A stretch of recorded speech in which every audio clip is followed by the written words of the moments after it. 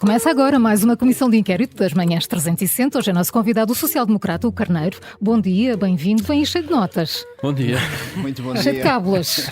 Preparou-se bem para isso, para a comissão de inquérito. Vamos ver. Bem preparado. Vamos ver. É um homem do Norte, natural do Norte, Porto. exatamente. Então vamos lá ver se está aí nas suas notas. Vamos ver como é que andam os seus conhecimentos sobre o património da cidade. Em que ano foi construído o antigo Palácio de Cristal? Boa pergunta. Antes de mais, muito bom dia. Bom dia. Cumprimentar-vos e cumprimentar quem nos está a ouvir. Bom dia. Portanto, Palácio de Cristal, não sei, eu acho que isso deve ter para aí, sei lá, 50, 60 anos, Tem um bocadinho um mais. bocadinho mais. Sim. São 80 anos. Se calhar é melhor pedir ajuda. Pedir ajuda. Então vou pedir a ajuda do Vamos povo. lá. Começamos bem, exatamente. 1865, 1950 ou 1975? Portanto, podia repetir? 1865, 1950 ou 1975? 1950? Antes? Eu vou dizer outra vez, 1865, Talvez 1950 ou 1975? Talvez a 18 de setembro. A primeira? A primeira. Ok. Ainda não havia automóveis. Pois não, depois passou então o pavilhão dos desportos, hoje o pavilhão Rosa Mota, isto desde mas- 1951. Mas na versão do edifício atual? Sim, Sim. no pavilhão, estou a falar do Palácio de Cristal, O não o edifício. atual. O atual passou, ok. estava a pensar no Estava Rosa a Mota. pensar no Rosa Mota. É isso, seria 1951, tinha Ok, razão. Pronto, ok. então vamos considerar os dois pontos, Ok. porque interpretou mal a pergunta. Rosa Mota, que é uma referência do desporto em Portugal, porquê é que não temos Rosas Motas na vida política atual? Eu acho que temos algumas. Nós temos algumas senhoras que hoje estão na atividade política e com um papel muito destacado. Como por exemplo? A líder da bancada do Partido Socialista, Alexandra Leitão, tem um grande relevo na vida interna do Partido Socialista e no Parlamento, por exemplo, é um exemplo. Na bancada do PSD, por exemplo, temos ilustres vice-presidentes da bancada como a senhora deputada Isaura Moraes, Regina Bastos, que também, não só no passado, como autarcas, por exemplo, Isaura Moraes foi Presidente de Câmara, ou a Regina Bastos, que foi Eurodeputada, também têm tido um percurso, enfim, relevante na vida interna do partido e do país. Mas há um teto de vidro na política para as mulheres. Elas não conseguem ser, e já me vai dizer, Manuela Ferreira Leite foi líder do PSD, mas é difícil serem líderes de partidos. Há algumas ministras, há menos agora do que já tivemos. Há uma barreira para as mulheres terem um papel ativo e decisivo na vida política nacional. Eu não conheço barreiras formais ou Pois escritas. não, essas não existem. Essas seguramente que não existem. Agora, o que eu posso dizer é o seguinte. Portanto, na vida interna do PSD nós temos várias mulheres destacadas e nos outros partidos idem aspas, não é? Por exemplo, a Iniciativa Liberal tem uma líder da bancada que também é uma mulher. Agora, quer no que diz respeito às mulheres, quer no que diz respeito aos homens, a ascensão na vida dos partidos nem sempre é fácil. Depende da forma como entram nos partidos, da sua entrega aos partidos, da sua disponibilidade e depois também por força, muitas das vezes, das circunstâncias. Eu dou-lhe um exemplo que não tem que ver com a distinção entre homens e mulheres. A minha entrada na vida política ativa no PSD foi altamente improvável. Portanto, eu não tinha uma participação no partido ligada à pertença a concelhias ou distritais, etc., que permitisse uma ascensão no partido, mas ela aconteceu. E, portanto, eu acho que também no caso das mulheres, muitas das vezes, por força de circunstâncias várias, esse caminho, essa ascensão, é mais facilitada ou mais dificultada. Mas isso é um bocadinho transversal. Agora, nós temos feito um esforço, por exemplo, no que diz respeito às revisões das leis eleitorais, por causa do sistema de cotas, para que haja mais mulheres nas listas, e essa percentagem até foi alterada, ela subiu, salvo erro, para cerca de 40%, era 30% ou 33%, e subiu para 40%, precisamente para promover isso. Agora, há um caminho que ainda deve ser feito, não, acho que isso é reconhecido por todos, e nós devemos incentivar e motivar esse caminho, porque eu também tenho uma certeza, o enriquecimento que as mulheres trazem à vida política é notório e relevante. E por falar em relevância, alguma das mulheres que referiu há pouco tem perfil para ser uma boa candidata presidencial? Eu acho que estas mulheres que eu referi ainda há pouco estão demasiado comprometidas com o projeto político que abraçaram recentemente, não é? Recentemente, ou pelo menos nesta legislatura. E, portanto, não tendo nunca ouvido de nenhuma delas uma disponibilidade para abraçar outros projetos, seria abusivo da minha parte que eu agora me intrometesse naquilo que é a vontade delas. Mas teria um perfil para isso? São pessoas determinadas, são pessoas convictas, conscientes daquilo que são, enfim, o seu pensamento, as suas convicções e, portanto, tendo em conta que para a Presidência da República qualquer português se pode candidatar desde que tenha pelo menos 35 anos, certamente que elas, mas muitas outras mulheres teriam esse perfil. Muito Estamos bem, em seguimos frente de dois pontos, pontos, não é? sim. Muito bem, vamos lá ver esta. Começa hoje a ser pago aquele suplemento extraordinário a pensionistas, até 200 euros. A pergunta é, quanto é que custa esta medida ao Orçamento de Estado? Vamos arredondar aqui às centenas de milhões. Sim, anda nos 400 milhões de euros. Certíssimo. São música, 422 sim. milhões, segundo as contas do próprio Conselho de Ministros. O Carneiro, pensionistas, professores, forças de segurança, profissionais de saúde, rendimentos mais baixos de IRS, isto são tudo segmentos da população que, de alguma forma, são beneficiados agora com medidas tomadas por este Governo. A pergunta é se o Governo anda a preparar eleições. O esforço que os portugueses, e eu acho que inclusivamente, provavelmente muitos portugueses já estão cansados das negociações e tudo isto a que tem assistido publicamente, mas o esforço que o Governo tem empenhado neste processo negocial para a aprovação do Orçamento de Estado para 2025 demonstra precisamente o oposto, ou seja, há uma grande preocupação de evitar uma crise política em Portugal e que seja possível viabilizar um orçamento que é relevante para todos os portugueses e para Portugal. Portanto, essas questões que referiu, por exemplo, a questão dos professores, das forças de segurança, mas acrescentaria os oficiais de justiça, os enfermeiros, enfim, os guardas prisionais, são segmentos da administração pública, enfim, profissionais, que estavam completamente esquecidos pelo governo do Partido Socialista. Repare, há quantos anos é que os professores vinham na luta da recuperação do tempo de serviço? E o governo do Partido Socialista tinha as condições financeiras, o país tinha as condições financeiras para poder devolver esse tempo de serviço. É sustentável a médio e longo prazo. Nós estamos numa fase de ciclo económico de crescimento. Se o ciclo virar, e há de virar, mais tarde ou mais cedo, isto é sustentável? Todas as medidas que o Governo tem tomado, elas são sustentáveis e por isso é que as tomaram. E além de as ter tomado, elas mereceram também um amplo consenso do Parlamento. Eu não conheço, muitas das vezes podem não elogiar os outros partidos da oposição termos chegado a acordo com esses profissionais, mas também não criticam e, portanto, e muitas das vezes dizem... Mas quando o Governo está a abrir os cordões à Bolsa e por exemplo, a distribuir dinheiro pelo eleitorado, os outros partidos obviamente também não querem ficar fora da fotografia. Em relação a esta questão do suplemento extraordinário aos pensionistas, o PSD, o Governo, não está a fazer aquilo que acusava António Costa de fazer, que era distribuir algumas migalhas, está a apostar naquilo que Luís Montenegro dizia ainda antes das eleições, de fazer as pazes com os pensionistas. Sabe que a questão dos pensionistas é uma questão muito sensível. E é sensível porquê? Porque nós temos pensionistas em Portugal, por exemplo, têm pensões de 300 euros, 400 euros. Tendo em conta o custo de vida que hoje temos no país, eu pergunto-me como é que estas pessoas vivem. E, portanto, o facto de o país e este governo ter feito um esforço de dar um complemento extraordinário que, ao mesmo tempo, não onera as gerações futuras, porque nós não sabemos precisamente como é que o país vai estar daqui a uns anos, é uma medida equilibrada.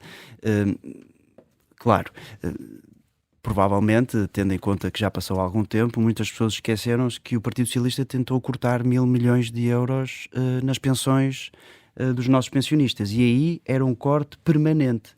E depois, por força da pressão da oposição, recuaram e, portanto, repuseram a situação tal qual ela deveria acontecer com a aplicação da lei que atualiza as pensões. Agora, o Sr. Primeiro-Ministro disse uma coisa que eu acho que é muito importante.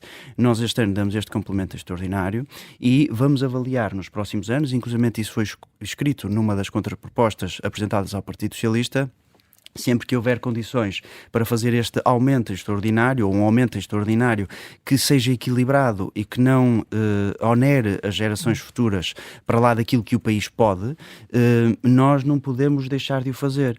Porque, repare, nós tínhamos pensionistas que não tinham dinheiro para comprar os medicamentos e, portanto, aumentamos o complemento solidário para idosos e isentamos na íntegra 100% a compra desses medicamentos para quem é beneficiário do complemento solidário para idosos. No que diz respeito às pensões, até um determinado limite, e estamos a falar de limites relativamente baixos, também temos que fazer esta justiça precisamente porque é aquela classe de pessoas que já não estando na vida ativa, não têm a capacidade ou a disponibilidade ou a possibilidade, acho que o termo melhor é possibilidade, de poder ir trabalhar para complementar a sua pensão se ela é muito baixa. E, portanto, é uma questão de justiça para com essas pessoas. É a justiça social. Vamos avançar para a terceira pergunta. Vamos continuar aqui, se calhar, no mesmo âmbito, com os bombeiros sapadores, que ontem deram um prazo ao Governo para responder às reivindicações, aquelas que os levaram, de resto, a protestar na semana passada em frente à Assembleia da República. Qual é esse prazo que os bombeiros sapadores deram ao Governo? Até quando é que vão aguardar por uma solução? Essa pergunta é difícil. Foi ontem que eles... Eu atrever-me a dizer que até dia 10 de outubro a entrega do orçamento, não sei, provavelmente é um bocadinho mais. Não quero ajuda. Mas posso pedir a ajuda do público. Então vamos lá. Pode ser até ao final da semana, até ao final do mês ou até ao final do ano? Até ao final do ano. Não. É até ao final do mês. É até ao final do mês. Mas isto vem aqui um bocadinho no seguimento do que estávamos a dizer. O Governo, com esta ideia da justiça social e de repor salários a quem ganhava pouco, não está a abrir uma caixa de Pandora muito difícil de fechar? Quando diz uma caixa de Pandora, com medo que outras classes profissionais e outras pessoas que estão em situações difíceis. Bem, eu acho que o esforço que o Governo tem feito é para resolver situações que eram absolutamente clamorosas. Isso não significa, no entanto, que não haja situações também que o Governo deve olhar e, aliás, o Governo está a fazê-lo. Portanto, por exemplo, no que diz respeito ao setor da saúde, revisão de carreiras e mesmo nas forças de segurança, a disponibilidade do Governo, que já foi anunciada publicamente, para continuar a olhar para este tema e ver como é que nós podemos lidar com estas situações. Agora, é importante também distinguir o que é que caracterizava as situações que foram sendo resolvidas e os prejuízos que elas causavam à sociedade portuguesa. Repare, quando nós temos uma escola pública, os professores que estavam esquecidos, o tempo de serviço que não era recuperado pelo Partido Socialista, portanto, a instabilidade que isto trazia à escola pública, a desmotivação dos profissionais, justifica naturalmente que estas pessoas... Os bombeiros sapadores que fizeram em frente à Assembleia não são urgentes, não têm esta urgência social. Eu, enfim, reconheço que o trabalho dos bombeiros sapadores é muito relevante, embora muitas das vezes as pessoas só se lembrem deles no verão, que é quando o problema acontece, mas eu não tenho dúvidas de que o Governo estará a olhar para essa situação. Eu julgo que, inclusivamente, uma das questões relevantes nessa matéria é o estatuto dos bombeiros, que o Governo está a trabalhar nele, tanto quanto sei, e, portanto, devemos aguardar para até ver quais são as soluções. Até ao final do mês, eventualmente. Enfim, eu acredito que com o bom senso de todas as partes seja possível também aí encontrarmos um equilíbrio. Muito bem, 7 pontos, não é? 7 pontos para já. Vamos seguir em frente. O Carneiro é licenciado em Economia e em Direito, se não erramos. Parabéns, porque de facto... A Wikipédia e não só. Exatamente. Confirma. Vamos a uma dessas matérias, a Economia, e a pergunta é esta. Que economista imortalizou no manual académico aquele dilema entre canhões e manteiga, para ilustrar o problema de conflito das escolhas em Economia? Boa pergunta. Mas lembra-se do dilema. Vamos construir canhões ou produzir manteiga? Vamos construir canhões. É o autor do manual de calhamaço de Economia, que quase toda a gente... Será o Samuelson? Será assim se ter o Samuelson. É o Paul Samuelson. Tenho essa edição, embora devo dizer que não é o melhor livro para estudar economia, ou pelo menos introdução à economia. Embora... Qual é o melhor, então? Eu escolheria vários. Por exemplo, na macroeconomia temos o Burda, que foi um dos livros em inglês que na altura utilizei. Era optativo, mas é muito mais interessante que o Paul Samuelson e entra numa linguagem muito mais simples em questões muito complexas. Sim, o Samuelson é uma praga. É quase enciclopédia, não é? É verdade. Ali, sim, de facto, já vem na 15ª e tem um preço, enfim, que eu não sei também se não é compatível. proibitivo. Exato, também é preciso fazer uma escolha. Mas sobre o dilema de fazer escolhas, o Carneiro, estamos aqui perante manter o IRC como está ou ir para eleições? Hoje o Primeiro-Ministro vai, enfim, dar uma entrevista, como é sabido, e portanto nós devemos aguardar com serenidade essa entrevista. É aí que ele vai anunciar o que vai fazer? Eu não sei o que o Sr. Primeiro-Ministro vai dizer nessa entrevista. Enfim, se soubesse isso, provavelmente seria ou um homem muito mais feliz ou um homem muito mais depressivo em função daquilo que eu visse ou que soubesse sobre essa entrevista. Mas, tendo em conta que essa entrevista vai acontecer, nós devemos aguardar com serenidade. Agora, eu sei que o Governo está a fazer um esforço tremendo. E devo aqui destacar que o avanço que nós fizemos da aproximação ao Partido Socialista, por exemplo, no IRS jovem, é brutal. E esse avanço não foi reconhecido pelo Partido Socialista suficientemente, porque, reparem, quando o Partido Socialista diz, por um lado, que reconhece esse avanço, mas logo a seguir diz que a AD tinha uma medida profundamente errada, nós conseguimos que eles recuassem, eu ouvi, por exemplo, Alexandra Leitão dizer isso, conseguimos que eles recuassem e que eliminassem esta medida que era altamente danosa. Eu pergunto-me, como é que alguém de bom senso, com serenidade, pode entrar num processo negocial e estar à primeira oportunidade em que uma das partes cede no sentido de se aproximar da outra, que foi o que aconteceu com a AD aproximou-se do PS, a resposta que tem do outro lado é um conjunto de pedras e calhaus que lhe é tirado. E desculpem a expressão. Portanto, eu acho que nós devemos ser muito ponderados. Aliás, eu acho que todos os portugueses já estão cansadíssimos de toda esta questão da negociação do Orçamento de Estado e eu, preferencialmente, gostaria de ver que ela ocorresse em portas fechadas, sem termos a imprensa a fotografar à entrada e à saída. Mas foi esse e a método fazermos escolhido pelos protagonistas.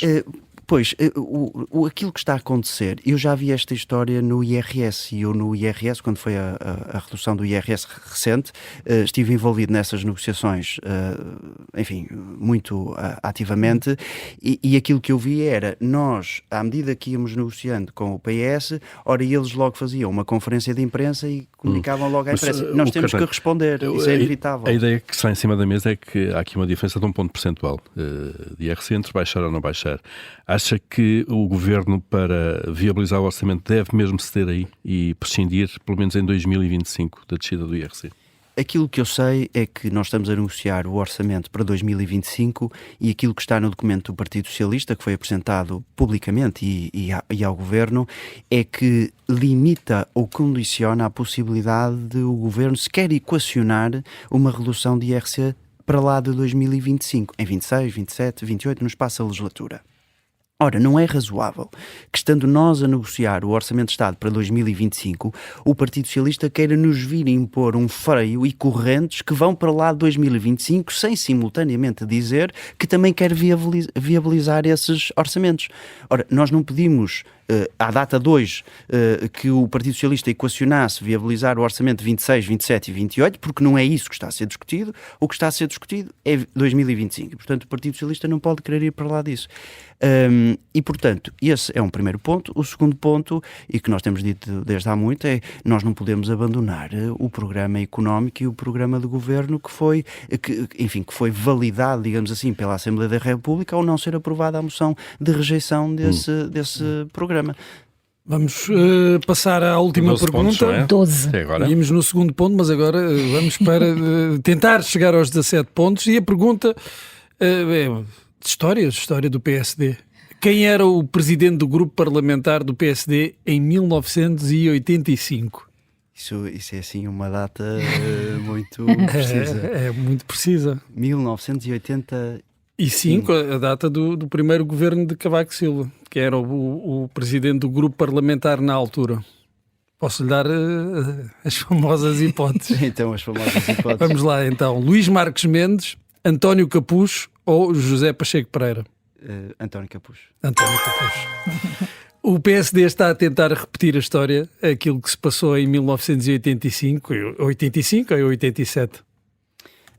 Com esta questão da negociação de forçar, na altura não foi uma crise criada, mas foi aproveitada pelo PSD para ir novamente às urnas, a disputar eleições e tentar reforçar, porque se apresentar como vítima da oposição, as probabilidades de ganhar são maiores. Que é como quem diz, pedir aos portugueses que deixem o governo trabalhar, não é? Sabem que eu passei também pela Secretaria-Geral do partido no passado recente e sei muito bem o que é organizar uma campanha eleitoral e os custos que isso tem para a vida do país também, porque no momento de campanha eleitoral o Parlamento fica bloqueado e o Governo, enfim, também entra em gestão e, enfim, com os custos que isso tem para a execução do PRR, entre outras coisas, eu posso-vos garantir que este Governo não está minimamente interessado em ir para eleições. Está interessado sim em inviabilizar o Orçamento de Estado.